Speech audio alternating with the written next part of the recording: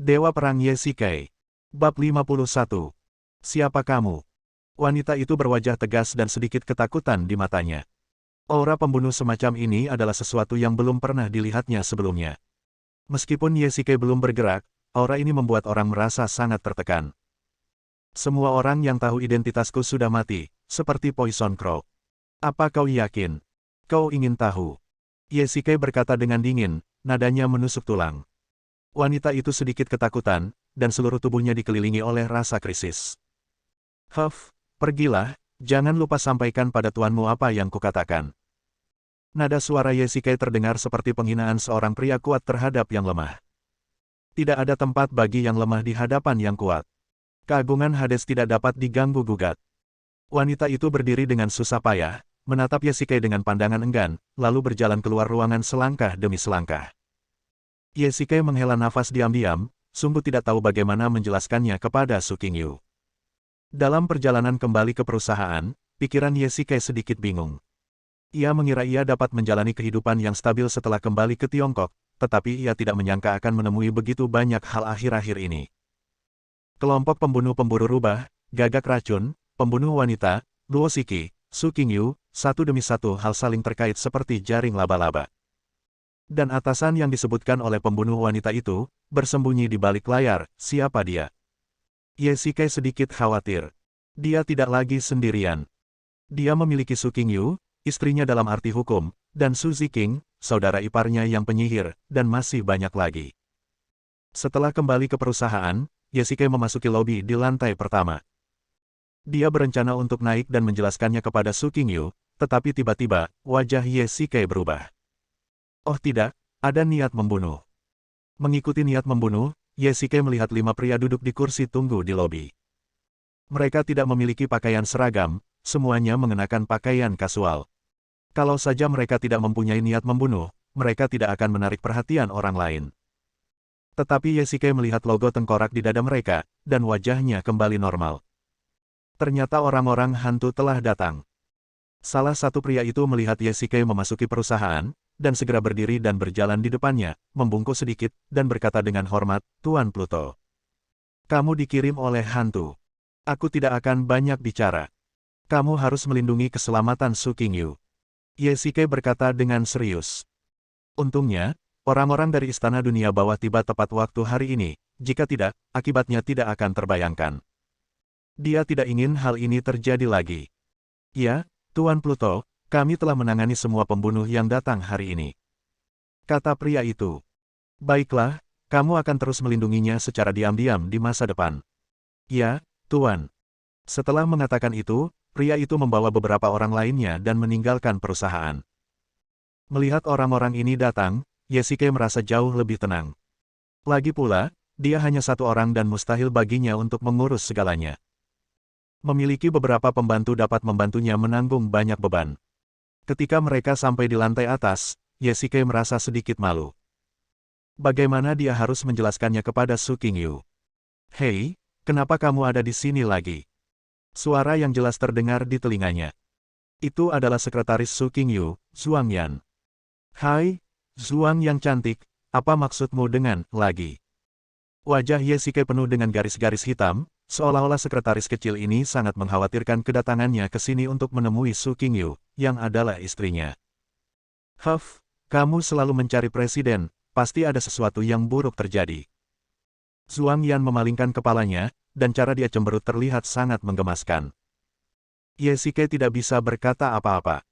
Apa maksudnya dengan tidak ada hal baik? Dan mengapa dia selalu menjadi sasarannya? Apakah dia tampak seperti orang jahat? Tidak, dia sebenarnya cukup tampan. Presiden sangat tampan. Mustahil bagi karyawan sepertimu untuk menemui presiden untuk urusan pekerjaan. Kau pasti menginginkan itu. Setelah mengatakan ini, wajah Zhuang Yan memerah. Dia terlalu malu untuk mengatakan kalimat terakhir. Ya, dia dikalahkan olehnya. Setelah mengetuk pintu kantor dengan lembut, Yesikai memutar kenop pintu dan masuk dengan perasaan bersalah. Su Qingyu mendengar suara itu, mengangkat kepalanya dari tumpukan dokumen, melirik Yesikai, dan berkata dengan ringan, apa yang terjadi hari ini? Mengapa kamu membiarkanku tinggal di kantor? Yah, tidak ada apa-apa. Aku tidak tahu apa yang terjadi hari ini. Aku merasa patah hati dan merasa seperti sesuatu yang buruk akan terjadi padamu. Lalu aku meminta ramalan dan mengetahui bahwa kamu, istriku, akan mengalami bencana berdarah hari ini. Yesike berkata dengan serius. Baiklah, dia mengakui bahwa ini adalah alasan yang dibuat-buat. Dia tidak bisa memberitahu siapapun tentang pembunuhnya. Setelah mendengar ini, Su Qingyu tertawa terbahak-bahak. Kamu masih percaya ini? Su Qingyu tertawa lembut dengan senyum di wajahnya. Yesike merasa gembira. Dia pikir dirinya jenius. Dia bisa membuat istrinya tertawa dengan mengarang alasan apapun. Lupakan saja, lupakan saja. Aku harus menghadiri pesta makan malam ini. Kau bisa kembali ke villa dan berganti pakaian, lalu menungguku di sana. Setelah mengatakan itu, Su Qingyu menundukkan kepalanya, dan pena di tangannya menulis pada dokumen itu. Apa? Kenapa kamu tidak membiarkan Zhuang Yan menemanimu saja? Apa yang harus aku lakukan, seorang karyawan kecil di Departemen Hubungan Masyarakat, di sana? Yesike berkata, tidak begitu mengerti mengapa Su Qingyu ingin menyeretnya. Apa? Kau tidak senang menjadi sekretarisku yang laki-laki untuk sekali ini? Su Qingyu berkata dengan sedikit kemarahan di wajahnya. Tentu saja tidak, aku akan pergi bersamamu saja. Yesike sedikit bingung. Mengapa Su Qingyu bertingkah aneh hari ini? Mungkinkah ini juga penipu? Yesike kembali ke Departemen Hubungan Masyarakat dan langsung pergi ke kantor untuk menemui An Lan. Kakak Lan, saya harus mengambil cuti hari ini. Presiden meminta saya untuk menemaninya ke sebuah pesta. Baiklah, begitu. Presiden sudah memberitahu saya. An Lan tersenyum sedikit dan bertanya dengan rasa ingin tahu, apa hubunganmu dengan presiden? Hehe, presiden itu istriku. Yesike berkata sambil tersenyum. Meskipun ini memang benar, An Lan tidak mempercayainya. Cek, aku tidak percaya. An Lan melengkungkan bibirnya dan berkata, cepat pergi. Hehe, selamat tinggal Suster Lan. Yesike melambaikan tangannya, berbalik dan meninggalkan perusahaan. Kembali ke komunitas Lisi, begitu Yesike membuka pintu, dia melihat gadis kecil Su Ziqing, dengan kaki putihnya disilangkan, duduk dengan nyaman di sofa sambil menonton TV. Hei, Qingqing, mengapa kamu kembali pagi-pagi sekali hari ini? Yesike bertanya. Adikku akan pergi ke pesta makan malam hari ini, dan dia memintaku untuk pergi bersamanya. Su Ziqing menggigit keripik kentang dan berkata dengan malas, kenapa, kakak ipar, kamu juga ikut? Tiba-tiba, mata Su Ziqing berbinar dan dia menatap Yesike dengan saksama, ya, adikmu memintaku untuk pergi juga. Aku tidak tahu mengapa dia memintaku untuk pergi juga.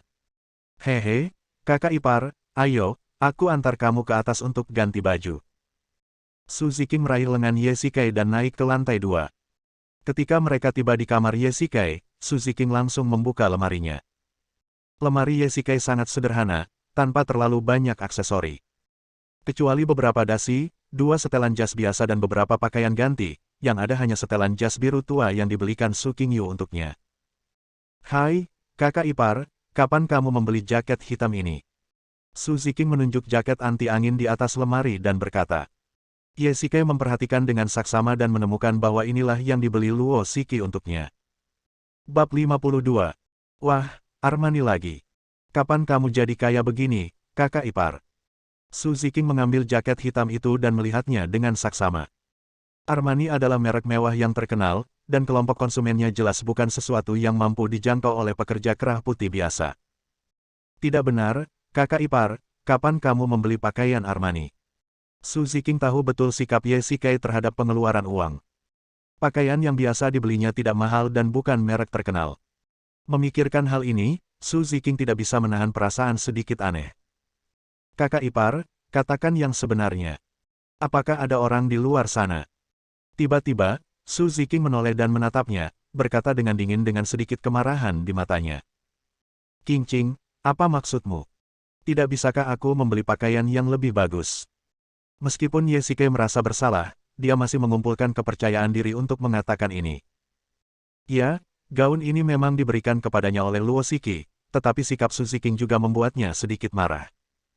Baiklah, saudara ipar, aku salah. Aku seharusnya tidak meragukanmu. Su Ziqing bermaksud bertanya sampai akhir, tetapi ketika dia melihat wajah marah Yesike, dia tidak melanjutkan bertanya. Meskipun begitu, matanya tetap tak lepas dari pakaian itu. Meskipun Su Ziking biasanya tertawa dan ceroboh, dia masih sangat tajam pada saat kritis. Dia yakin bahwa gaun ini pasti tidak dibeli oleh Ye Shikai, jadi siapa yang memberikannya padanya? Ye Shikai mengeluarkan jas biru yang dibeli Su Qingyu untuknya dari lemari. Wah, kakak ipar, jas ini bagus sekali. Ya, ini dibeli oleh adikmu. Ye Shikai perlahan mengenakan jas dan mengikat dasi hitam. Dia tampak sangat dewasa dan jantan. Memang benar bahwa pakaian membentuk pribadi seseorang. Wah, kakak ipar, kamu tampan sekali. Mata Su Ziking berbinar, lalu dia melirik lemari pakaian Ye Shikai dengan agak ceroboh dan berkata, ngomong-ngomong, kakak ipar, bisakah kau mengantarku turun untuk minum? Aku sedikit haus. Oh, oke, aku akan turun dan mengambilnya. Kamu tunggu di sini. Setelah mengatakan itu, Ye Shikai berbalik dan meninggalkan ruangan. Su Ziking menjulurkan kepalanya dan memperhatikan Ye Shikai menuruni tangga. Setelah mendengar suara langkah kaki yang perlahan menghilang, dia berjingkat menuju lemari Ye Shikai. Hehe, kakak ipar, aku ingin melihat rahasia apa yang kamu miliki. Su Ziking dengan lembut membuka lemari Ye Shikai, mengeluarkan jaket anti angin hitam, membentangkan pakaian di tempat tidur, mengeluarkan ponselnya dan mengambil gambar. Huff, kakak ipar Bao, aku ingin melihat dari mana kamu mendapatkan pakaian ini. Su Ziking bergumam pada dirinya sendiri, dengan senyum puas di wajahnya. Hei, apa ini? Tatapan mata Su Ziking jatuh pada bahu pakaian itu. Ada lubang di kerah jas hitam itu, mengapa baju ini robek? Su Ziking mengulurkan jarinya dan memasukkannya melalui lubang di pakaian itu. Tebalnya seukuran jari. Su Ziking mengamati lubang itu dengan saksama. Ini. Su Ziking melihat dengan saksama dan melihat beberapa noda di sekitar lubang itu, yang sepertinya noda darah. Tiba-tiba, Su Ziking terkejut. Ya, ini adalah noda darah kering, tetapi mengapa ada noda darah pada gaun ini? Jika ini adalah noda darah, maka lubang ini adalah lubang peluru. Su Ziking sangat ketakutan hingga tangannya gemetar dan pakaiannya jatuh ke tanah. Mengapa? Mengapa ada lubang peluru di pakaian saudara iparnya? Apakah dia tertembak? Melihat lubang di pakaiannya, Su Ziking sepertinya telah melihat adegan Ye Shikai ditembak. Dia tidak berani membayangkan adegan berdarah itu. Tok, tok, tok, tiba-tiba terdengar suara dari tangga. Su Ziking kembali sadar dan segera memasukkan kembali pakaiannya ke dalam lemari. Qingqing, ini minumanmu. Tepat saat Su Ziking menutup lemari, pintu kamar juga terbuka. Syukurlah, dia tidak menyadarinya. Ah, terima kasih, kakak ipar. Su Ziking berpura-pura sangat haus dan meneguk minumannya banyak-banyak. Kakak ipar, biar aku saja yang melanjutkan membantumu berdandan. Su Ziking menyingkirkan minumannya dan membantu Ye Shikai merapikan pakaiannya. Dikatakan bahwa wanita dilahirkan untuk berdandan. Su Ziking sibuk selama setengah jam membantu Ye Shikai berdandan. Haha, sudah selesai. Su Ziking tertawa dan menatap pria dewasa di depannya. Meskipun dia tahu bahwa dia adalah kakak iparnya, dia tidak dapat menghentikan jantungnya berdetak seperti rusa. Ye Shikai berjalan ke cermin dan setelah berdandan dengan hati-hati, penampilannya telah meningkat beberapa tingkat. Sekarang dia bisa disebut dewa laki-laki. Tiba-tiba, suara kunci membuka pintu terdengar di telinga mereka. Su Qingyu lah yang kembali. Kakak ipar, ayo kita turun ke bawah dan biarkan adikku melihat betapa tampannya dirimu. Su Ziking tersenyum. Dia masih sangat percaya diri dengan keterampilan merias wajah dan berpakaiannya. Dia telah mencoba mempertemukan Su Qingyu dan Ye Shikai, dan hari ini tampaknya menjadi kesempatan yang baik. Keduanya perlahan menuruni tangga dan melihat Su Qingyu duduk di sofa. Hehe, kakak, lihat betapa tampannya kakak iparmu. Mengikuti tatapan Su Ziking, Su Qingyu perlahan mengangkat kepalanya dan melihat Ye Shikai mengenakan jas dan dasi. Matanya tiba-tiba berbinar. Ye Shikai yang berdandan rapi pastilah menjadi dewa lelaki di hati semua gadis. Meskipun Su Qingyu memiliki standar yang tinggi, wajahnya masih sedikit merah. Detail kecil ini ditangkap oleh Su Ziking. Hehe, tampaknya dandanan ini tidak sia-sia. Qingqing, ayo naik ke atas dan ganti baju dulu. Setelah mengatakan itu, dia menatap Ye Shikai dan berkata dengan malu, kamu tunggu di bawah sebentar. Baiklah, kamu dan Qingqing naik duluan. Aku akan menunggumu di ruang tamu. Ye Shikai duduk diam di sofa sendirian. Sedangkan untuk tata rias dan berdandan wanita, itu cukup melelahkan. Lebih dari 1 jam kemudian, kedua saudari itu akhirnya turun. Mereka mengenakan 2 set gaun malam dengan gaya yang sama. Su Ziqing semuanya putih dan Su Qingyu semuanya hitam. Kedua saudara perempuan ini awalnya 30% mirip, tetapi dengan kontras dari 2 set gaun malam ini, mereka menunjukkan 2 gaya yang berbeda. Su Qingyu memancarkan temperamen yang mulia, sementara gaya Su Ziqing murni dan awet muda. Kakak ipar, bagaimana menurutmu? Siapa yang lebih cantik, aku atau adikku? Su Ziqing berkata sambil tersenyum, sambil memegang lengan Ye Shikai. Ye Shikai menatap mereka berdua dan tertegun. Kedua saudara perempuan ini benar-benar merupakan senjata pembunuh bagi para pria. Mereka begitu menawan hanya dengan senyuman. Ye Shikai menatap Su Ziqing dengan tatapan kosong, lalu menatap Su Qingyu di sampingnya. Yang satu adalah dewi yang elok rupawan, satunya lagi adalah jelmaan es yang cantik jelita. Sungguh sulit untuk mengatakannya. Qingqing, kita harus pergi. Makan malam akan segera dimulai, kata Su Qingyu. Meskipun dia dan Ye Shikai tidak memiliki dasar emosional, setelah mendengar pertanyaan Su Ziqing tadi, entah mengapa, dia sangat berharap Ye Shikai akan mengucapkan namanya dari lubuk hatinya. Bab 53. Mereka bertiga meninggalkan villa itu. Sekretaris Su Qingyu, Zhuang Yan sudah menunggu di pintu. Pada saat mereka berempat mengendarai mobil Su Qingyu ke hotel tempat makan malam diadakan, hari sudah malam. Hotel tempat makan malam diadakan bernama Zuxi Hotel, salah satu hotel termewah di Yanjing. Ini menunjukkan pentingnya makan malam ini. Tetapi mengapa Su Qingyu datang ke acara makan malam seperti itu? Mobil itu berhenti perlahan di pintu. Mengikuti tatapan orang-orang, 3 wanita perlahan keluar dari mobil, terutama saudara perempuan Su Qingyu dan Su Ziqing, yang menarik perhatian semua pria. Meskipun Zhuang Yan tidak secantik Su Qingyu, dia juga cantik. Ye Shikai, dikelilingi ketiga wanita itu, perlahan keluar dari mobil. Tentu saja, meskipun dia mendengar banyak rekan wanita berseru di sepanjang jalan, dia juga menarik perhatian banyak rekan pria dengan cemoohan. Tiba-tiba, Su Ziqing diam-diam mendekatkan wajahnya ke Su Qingyu dan berkata, "Kakak, menurutku kamu harus mengawasi kakak iparmu dengan ketat. Lihatlah mata begitu banyak wanita di sini, mereka ingin menjadikan kakak iparmu sebagai gigolo." Su Qingyu sedikit tersipu setelah mendengar ini, dan mendorong Su Ziqing dengan marah, sambil bergumam, "Omong kosong apa yang kamu bicarakan? Nona Su, lama tidak bertemu." Begitu saya sampai di pintu, seorang pria berjas dan berdasi menghampiri saya. Wajahnya pucat, tetapi dia tampak baik-baik saja. "Ya, Tuan Zhang." Su Qingyu berkata singkat, dengan wajah dingin, seolah menjaga jarak dengan orang lain. Reputasi Presiden Gunung Es itu memang tidak sia-sia. "Nona Su, jangan terburu-buru pergi." Melihat Su Qingyu mengabaikannya, pria itu menjadi sedikit bersemangat dan benar-benar mengulurkan tangan untuk meraih lengan Su Qingyu. Ye Shikai tidak tahan lagi. Siapakah pria ini? Beraninya dia menggoda istrinya. Ia hendak menghentikannya, tetapi ia tidak menyangka sebuah tangan kecil akan berada di depannya dan menepis tangan lelaki itu. Orang ini adalah Su Ziqing. Dia melindungi Su Qingyu di belakangnya dan berteriak, "Zhang San, apa yang berani kau lakukan?" "Qingqing, aku tidak melakukan apapun." Pria bernama Zhang San menatap Su Ziqing dengan wajah menyipit dan hampir meneteskan air liur. Dari segi penampilan, Su Ziqing tidak kalah dengan Su Qingyu. Lelaki itu menatap kedua saudari itu dengan penuh nafsu di matanya. Dia mengulurkan tangannya lagi dan benar-benar menyentuh Su Ziqing. "Tuan, tidak baik memukul seorang gadis di depan umum." Sialan, dia memperlakukan teman-temannya seperti udara. Ye Shikai melangkah maju dengan tegas, dan menggenggam pergelangan tangan Zhang San erat-erat dengan tangan yang kuat. Dia mengerahkan sedikit tenaga dengan telapak tangannya, dan ekspresi kesakitan segera muncul di wajah Zhang San.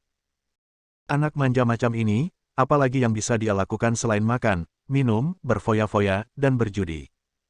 Dia mungkin lebih buruk daripada seorang gadis ketika menghadapi bahaya. Wajahnya yang pucat tidak mungkin disebabkan oleh kekurangan ginjal. "Bajingan, siapa kamu? Beraninya kamu menyentuh tuan muda ini?" Zhang San berkata sambil menahan sakit yang amat sangat, butiran-butiran keringat sebesar kacang mengalir di dahinya. "Siapa yang berani menyentuh anakku?" Tiba-tiba, seorang pria setengah baya yang gemuk dengan perut buncit keluar dari kerumunan. Dia diikuti oleh 4 pria besar berpakaian hitam. Tak perlu dikatakan, mereka adalah pengawal. Itu aku. Ye Shike melepaskan Zhang San dan berbalik untuk melihat pria parubaya yang berjalan ke arahnya. Su Qingyu melihat keadaan tampaknya mulai tidak terkendali dan ingin keluar untuk menghentikannya. Bagaimanapun, Ye Shike hanyalah seorang pekerja kera putih kecil yang tidak punya uang dan kekuasaan. Beraninya dia menentang orang-orang kaya ini. Bagaimanapun, dia adalah suaminya, jadi dia tidak bisa mengabaikannya begitu saja. Namun saat dia hendak berdiri, Su Ziqing menghentikannya. Kakak, jangan khawatirkan kakak iparmu, dia pasti akan menemukan jalan. Setelah berkata demikian, Su Ziqing tersenyum penuh pengertian kepadanya, yang membuatnya sedikit bingung. Bajingan, beraninya kau memukul anakku. Kau tidak ingin hidup, kan? Perkataan lelaki parubaya itu sudah penuh dengan bubuk mesiu. Mungkin karena mereka melihat wajahnya seperti orang asing dan mengira dia anak kecil yang tidak tahu bagaimana hidup dan mati. Begitu pria parubaya itu selesai berbicara, keempat pria berpakaian hitam di belakangnya melangkah maju dan tampak siap beraksi. Putramu berani menggoda presiden kita. Dia sedang mencari kematian. Tidak masalah jika kamu ingin mengambil tindakan. Teruskan saja, tidak peduli berapa banyak orang yang ada. Ye Shike berkata dengan dingin. Dia masih tampak acuh tak acuh. Kalau saja merokok tidak dilarang di sini, dia pasti ingin sekali menyalakan rokok untuk pamer. Kalian mencari kematian. Ayo, semuanya, serang aku bersama-sama. Saat lelaki parubaya itu selesai berbicara, keempat pria berpakaian hitam di belakangnya bergegas keluar satu demi satu. Melihat postur mereka yang agresif, sepertinya mereka akan bertarung. Su Qingyu jelas-jelas khawatir. Sudah terlambat bahkan jika dia menelepon petugas keamanan. Melihat tinju pengawal pertama yang menyerbu hendak mengenai wajahnya, Ye Shike menghindar dengan ringan, perlahan-lahan merentangkan kaki kirinya, membuat pengawal itu tersandung, dan jatuh tertelungkup ke tanah. Siapa dia? Beraninya kau bertindak di sini. Tiba-tiba, suara seorang wanita terdengar di telinga semua orang. Suaranya terdengar agak malas, seolah dia baru bangun tidur. Semua orang yang hadir dan beberapa pengawal juga melihat ke arah sumber suara. Mengikuti pandangan semua orang, seorang wanita mengenakan gaun malam merah cerah dan sepasang sepatu hak tinggi hitam berjalan mendekat. Ye Shike sedikit terkejut. Dia tahu siapa orang itu dengan mendengar suaranya. Hehe, kita bertemu lagi. Wanita itu perlahan berjalan ke arah Ye Shike dan tersenyum manis, menampakkan senyuman yang membuat semua pria yang hadir memiliki lamunan tak terhingga. Ya, orang ini adalah Luo Shiki. Ye Shike mendesah dalam hati, mengapa dia bertemu dengannya lagi. Dia berbalik dan menatap Su Qingyu yang berwajah dingin di sampingnya. Meskipun Luo Shiki berbicara sangat pelan tadi, Su Qingyu pasti mendengarnya.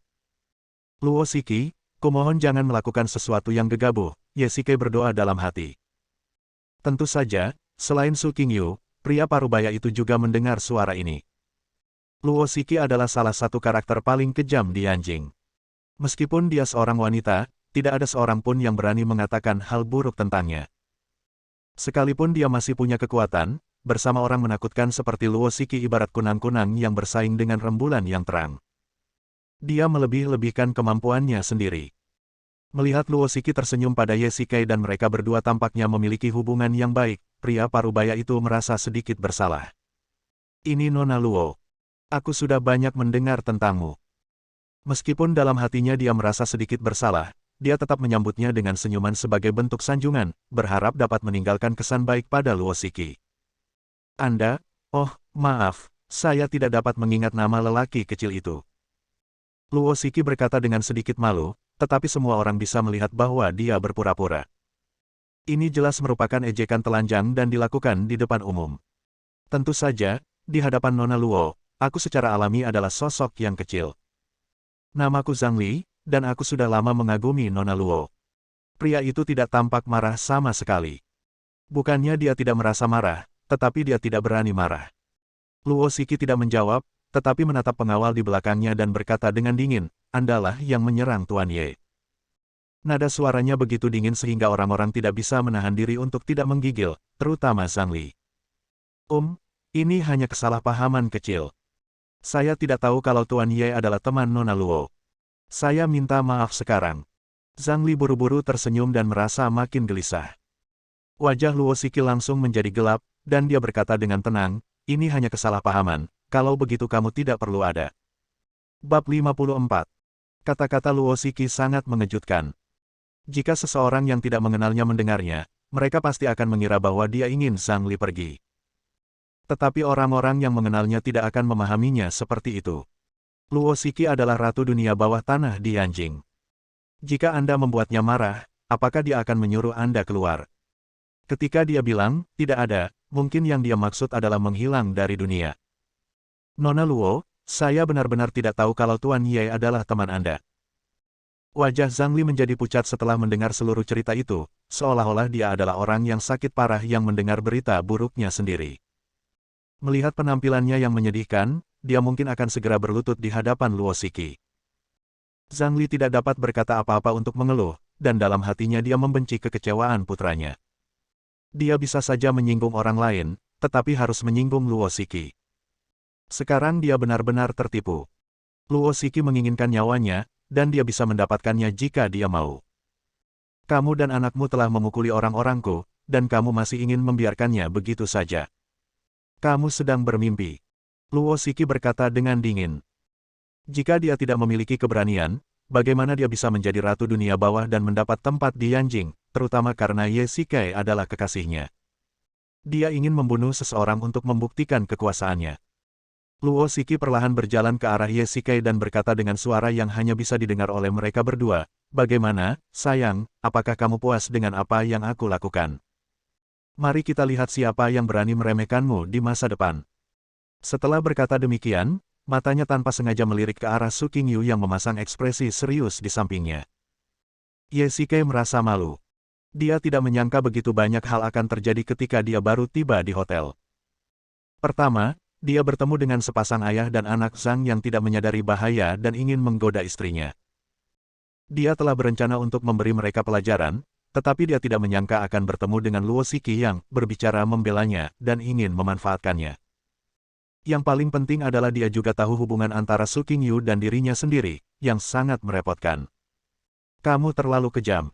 Ye Sikai juga merendahkan suaranya. Dia sudah merasakan dingin di mata Su Qingyu dan Su Ziqing dan tidak bisa menarik terlalu banyak perhatian. Orang-orang seperti ini hanya perlu diberi pelajaran. Bagaimana Anda bisa membunuh mereka tanpa mengatakan apapun? Hehe, ini semua untukmu. Mari kita lihat siapa yang berani mengganggumu di masa depan. Sejujurnya, ide Luo Xiki bagus. Pada makan malam berikutnya, tak seorang pun berani memandang rendah dirinya. Lagi pula, dia memiliki Luo Xiki sebagai pendukung besar yang mengikutinya, dan dia juga dibawa oleh Su Qingyu. Bahkan mereka yang ingin datang dan mengobrol dengannya harus berhati-hati. Adapun ayah dan anak, itu terserah kalian. Luo Xiki menambahkan bahwa pembunuhan itu hanya untuk didengar oleh orang-orang yang hadir. Meskipun ayah dan anak itu buta dan tidak tahu apa yang baik bagi mereka, mereka bisa saja diberi pelajaran secara rahasia. Tidak perlu membunuh siapapun. Namun itu juga tergantung pada sikap Ye Sikai. Jika dia bersikeras membunuh mereka, maka ayah dan anak itu mungkin tidak akan pernah melihat matahari terbit. Lupakan saja, biarkan mereka pergi. Qingyu masih di sini, dan aku tidak ingin membuatnya takut. Ye Sikai menoleh ke arah Su Qingyu di tengah kerumunan, lalu menoleh ke Luo Xiki dan berkata, karena dia sudah kembali ke Tiongkok, seharusnya dia tidak terlalu agresif dan menjalani kehidupan normal. Dia tidak mungkin membunuh seseorang kalau dia tidak suka dengan perbuatannya dulu, apalagi ini kan awalnya masalah sepele, tidak perlu dipermasalahkan. Kamu hanya memikirkan istrimu. Aku sebenarnya membantumu. Mendengar ini, Luo Xiki sedikit marah. Bagi seorang wanita, akan sedikit tidak senang mendengar kekasihnya memuji wanita lain. Baiklah, cepat masuk dan jangan sampai ada yang melihat. Ye Sikai melihat sekeliling. Banyak orang datang satu demi satu. Melihat ada pergerakan di pintu, mereka pun ikut datang menonton. Baiklah, sampai jumpa di acara makan malam nanti. Luo Xiki berkata dengan enggan, lalu menoleh ke Zhang Li dan berkata dengan dingin, pergilah, bawa orang-orangmu, dan jangan biarkan aku melihatmu. Zhang Li gembira ketika mendengar ini. Karena Luo Xiki berkata demikian, dia tidak akan mengalami bencana berdarah. Dia seperti seorang terpidana mati yang diampuni. Dia buru-buru mengucapkan terima kasih Nona Luo, terima kasih Tuan Ye. Setelah itu, Dia segera membawa Zhang San dan beberapa pengawal dan meninggalkan hotel dengan rasa malu. Masalah itu telah terselesaikan, dan Ye Shike kembali ke kerumunan dan berkata kepada kedua saudara perempuan itu, King Yu, King Qing, Zhuang Yan, ayo masuk, makan malam akan segera dimulai. Su King Yu dan Su Ziking keduanya sedikit tidak senang, terutama Su King Yu, yang tidak hanya tampak tidak senang tetapi juga sedikit dingin. Jika sekarang tidak diketahui publik, dia pasti akan bertanya apa hubungan Ye Shike dan Luo Shiki. Mereka berempat mengikuti orang banyak dan perlahan berjalan menuju ruang perjamuan. Ye Shike lalu teringat bahwa dia tidak tahu tentang apa makan malam itu. Dia ingin bertanya pada Su King Yu, tetapi saat melihat wajah dinginnya, sepertinya dia akan membalas dendam padanya nanti. Dia tidak bisa memprovokasinya sekarang, jadi dia berbalik untuk melihat Su Ziking, King Qing, apa sebenarnya pesta ini? Huff. Su Ziking mendengus dingin dan tidak menjawab pertanyaannya. Hal ini membuat Ye Shike terdiam. Apa yang membuatmu marah, gadis kecil? Saya tidak memprovokasi Anda. Zhuang Yan, untuk apa pesta makan malam ini? Melihat kedua saudari itu mengabaikannya, Ye Shike bertanya lagi kepada Zhuang Yan, hari ini adalah pesta makan malam lelang amal.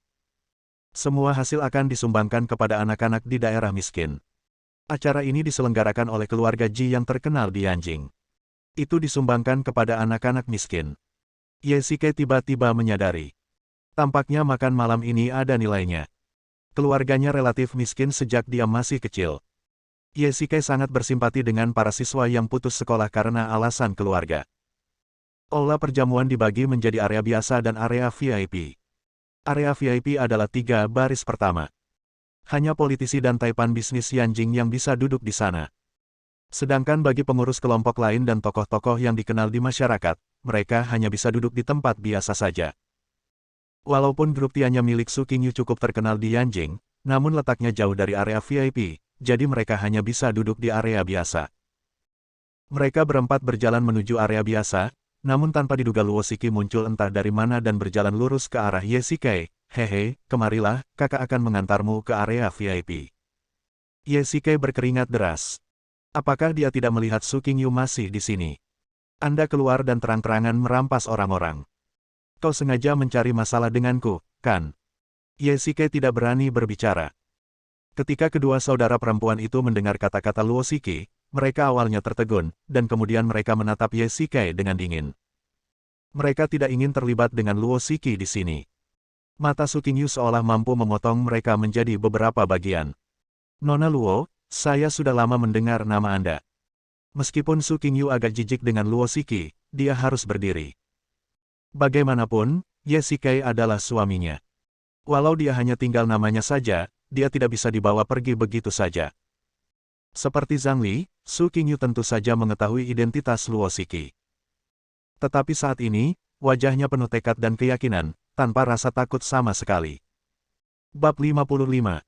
Halo, Nona Su. Luo Shiki menoleh untuk melihat Su King Yu dan tersenyum. Ye Shike merasa sedikit gelisah. Inilah pertama kalinya mereka bertiga bertemu di waktu yang sama. Menatap dua wanita cantik tak tertandingi di depannya, Ye Shike sebenarnya sedikit linglung. Memang lebih mudah untuk membandingkan keduanya.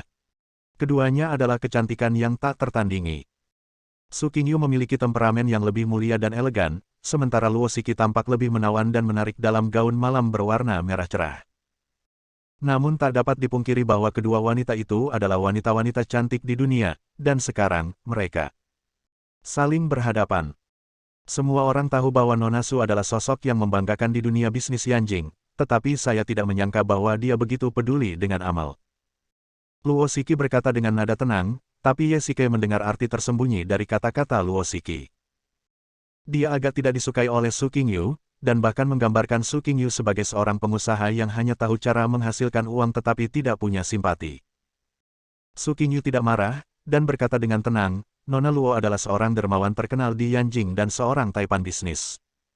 Siapa yang berani menyinggung perasaannya? Bagaimana saya bisa dibandingkan dengan Nona Luo? Itu adalah sarkasme yang terang-terangan. Su King Yu jelas tahu bahwa Luo Shiki adalah ratu bawah tanah, tetapi dia masih mengucapkan kata-kata seperti itu. Kedengarannya seperti sanjungan, tetapi sebenarnya merupakan sarkasme terhadap Luo Shiki. Jika dia bisa mendengarnya, bagaimana mungkin Luo Shiki tidak mendengarnya? Ye dengan hati-hati memperhatikan bahwa sudut mulut Luo Shiki berkedut sedikit. Tampaknya sarkasme Su Qingyu membuat Luo Shiki sedikit tidak senang. Kakak Luo adalah orang penting di Yanjing. Jika kakak Luo tidak senang dengan apa yang kamu katakan, maka kita akan mendapat masalah. Pada saat ini, Su Ziqing berdiri dan berkata kepada kedua gadis itu. Hal ini membuat Ye Shikai memandangnya dengan kagum. Dia tidak menyangka bahwa Su Ziqing, gadis kecil yang biasanya ceroboh, memiliki kemampuan membaca ekspresi orang-orang di saat-saat kritis. Apa yang dikatakannya tidak hanya mengejek Luo Shiki lagi, tetapi juga membuat Luo Shiki malu untuk membantah. Menurut Su Ziqing, jika Luo Shiki membantah lagi, itu berarti dia tidak menyerah. Nona Luo, mohon jangan tersinggung dengan keterus-terangan saudara perempuan saya. Sebelum Su Ziqing selesai berbicara, Su Qingyu berdiri dan berkata. Ye Shikai mendesah dalam hati, kedua saudari ini mundur dan maju, aksi ganda ini sungguh hebat. Sekarang Luo Shiki tidak bisa berkata apa-apa lagi, kalau tidak, dia akan bersikap tidak masuk akal. Tapi Luo Shiki bukanlah orang yang mudah menyerah. Apakah dia orang yang mudah dipermalukan? Tentu saja tidak. Luo Shiki menatap Su Qingyu, tersenyum dan berkata, hehe, saudari Ziqing masih muda, bagaimana mungkin aku berdebat dengannya? Luo Shiki tertawa diam-diam dalam hatinya, berpikir bahwa aku tidak pandai mengambil langkah mundur untuk maju. Nona Su, Tuan Ye dan saya adalah teman baik. Saya dengar dia sekarang bekerja di perusahaan Anda. Saya harap Anda akan menjaganya di masa mendatang. Luo Shiki sengaja menekankan kata, baik, yang membuat orang memikirkannya. Setelah mendengar ini, Ye Shikai tertegun sejenak. Bagaimana perang antar wanita bisa melibatkan dirinya? Dia juga ditembak meski dia sedang berbaring. Dia tahu bahwa dirinya dan Su Qingyu adalah sepasang suami istri, dan hubungan mereka biasa-biasa saja. Dia berkata demikian hanya untuk membuat Su Qingyu salah paham dan membiarkan Su Qingyu lebih memperhatikannya. Ini mungkin karena Luo Shiki tahu bahwa dia hanyalah seorang karyawan kecil, dan ingin dengan sengaja mempermalukan Su Qingyu dengan hanya memberikan posisi sebagai karyawan kecil kepada suaminya. Benar saja, setelah mendengar ini, wajah Su Qingyu menjadi sedikit jelek, dan ada sedikit rasa malu di matanya ketika dia melihat dirinya sendiri. Dua hal yang diucapkan Luo Shiki benar-benar menyentuh titik lemah Su Qingyu. Setelah bertahun-tahun berkecimpung di dunia bisnis, Su Qingyu sudah lama tidak bisa menunjukkan emosinya. Dia berkata, tentu saja, Ye Shikai selalu bekerja dengan baik di perusahaan. Saya berencana untuk memberinya promosi. Saya tidak perlu khawatir tentang hal ini, Nona Luo. Perkataan Su Qingyu bermata dua. Pertama, dia mengingatkan Luo Shiki bahwa Ye Shikai berasal dari perusahaan kami dan dia tidak boleh terlalu banyak ikut campur. Kedua, dia mengingatkannya untuk tidak mempunyai ide apapun tentang Ye Shikai. Su Qingyu tidak tahu sekarang bahwa Luo Shiki telah mengetahui bahwa mereka adalah suami istri. Dia selalu curiga bahwa ada hubungan antara dirinya dan Luo Shiki. Penampilan Luo Shiki hari ini membuat Su Qingyu lebih yakin dengan pikirannya. Ye Shikai mendesah dalam hati, pertarungan antar wanita juga sangat kejam. Hanya dalam beberapa kalimat pendek, suasana dipenuhi bubuk mesiu, membuatnya tampak seperti pertarungan internal di antara para pejabat harem kekaisaran. Nona Su, Tuan Ye, dan saya sudah lama tidak bertemu. Hari ini pertemuan yang langka, dan saya ingin dia datang berkunjung ke tempat saya. Saya ingin tahu apa pendapat Presiden Su. Luo Shiki akhirnya memanggil Su Qingyu, Presiden Su, sebagai pengingat terselubung bahwa Ye Shikai adalah karyawan Anda, tetapi dia bebas pergi kemanapun dia mau dan Anda tidak berhak ikut campur. Setelah mendengar ini, Su Qingyu merasa bimbang dan tidak rela. Dia tidak mengumumkan berita pernikahannya dengan Ye Shikai ke dunia luar, jadi kecuali Luo Shiki, dunia luar mengira bahwa Ye Shikai hanyalah seorang karyawan Su Qingyu. Karena dia seorang karyawan, sang presiden betul-betul tidak punya kendali atas kemana dia pergi, tetapi bagaimana dia bisa tega membiarkan suaminya dibawa pergi oleh wanita lain, terutama wanita yang begitu menawan. Karena Nona Luo sudah mengatakannya, tentu saja aku tidak keberatan. Selama Ye Shikai bersedia, aku tidak akan pernah memaksanya. Setelah berkata demikian, Su Qingyu menatapnya tajam. Tidaklah berlebihan jika dikatakan bahwa tatapan matanya tajam, seolah berkata, kalau kau berani pergi, aku akan mencincangmu sampai mati dalam semenit. Nona Luo, saya menghargai kebaikan Anda, tetapi presiden kita masih di sini. Bagaimana saya bisa punya nyali untuk pergi ke tempat lain? Ye Shikai berkata dengan jujur, tetapi sedikit rasa bangga terlintas di hatinya. Dia bahkan ingin menyetujui permintaan Luo Shiki dan melihat ekspresi kecewa Su Qingyu. Bagaimana menurutmu? Dia biasanya mengabaikanku, tapi sekarang dia sangat peduli padaku. Pria manapun akan merasa berbunga-bunga di dalam hatinya ketika melihat dua wanita cantik yang tak tertandingi ini saling berhadapan untuknya. Baiklah. Oke. Luo Shiki menatapnya dengan kesal, jelas tidak puas dengan penolakannya terhadap permintaannya. Lagi pula, dia mengesampingkan statusnya dan mengambil inisiatif untuk datang dan mengundangmu, tetapi kamu menolaknya. Bagaimana kau bisa membiarkan dia menyelamatkan mukanya? Kalau begitu, aku akan duduk di sini bersama Nona Su. Aku dan Yesikai sudah lama tidak bertemu, jadi kita bisa mengobrol. Kuharap Nona Su tidak menolak. Luo Shiki punya sebuah ide. Karena kamu tidak mau datang ke tempatku, aku selalu bisa datang ke tempatmu. Ini. Tentu saja aku tidak keberatan. Su Qingyu tidak bisa menahan kegigihan Luo Shiki. Melihat sikapnya, dia tidak akan menyerah kecuali dia duduk di sebelahnya hari ini. Untuk saat ini, Su Qingyu tidak ingin memprovokasi Luo Shiki. Bagaimanapun, kekuatannya terlalu besar, dan ini juga akan berdampak pada kelompok. Dia memperlihatkan ekspresi ramah di wajahnya, tetapi dalam hatinya dia sangat tidak rela. Setelah semua orang duduk, Su Qingyu duduk di sebelah kiri Yesikai. Awalnya, Su Ziqing ingin duduk di sebelah kanannya, tetapi Luo Shiki lebih dulu duduk di sebelah kanannya. Akibatnya, gadis kecil Su Ziqing sangat marah sehingga dia tidak punya pilihan selain duduk di sebelah Su Qingyu. Bersambung.